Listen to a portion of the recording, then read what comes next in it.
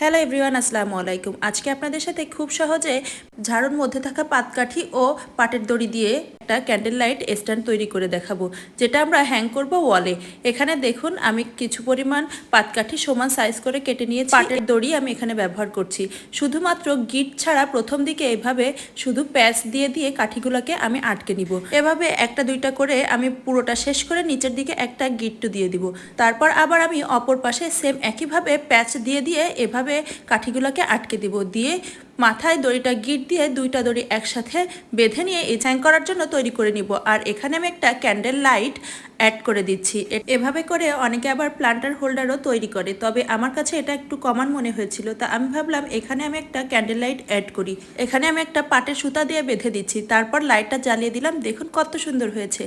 আপনারাও চাইলে এভাবে একটা ক্যান্ডেল লাইট হ্যাঙ্গার তৈরি করতে পারেন। ওকে, আল্লাহ হাফেজ। সবাই ভালো থাকবেন। আমার ভিডিওটা ভালো লাগলে একটা লাইক, শেয়ার ও কমেন্ট করে পাশে থাকবেন।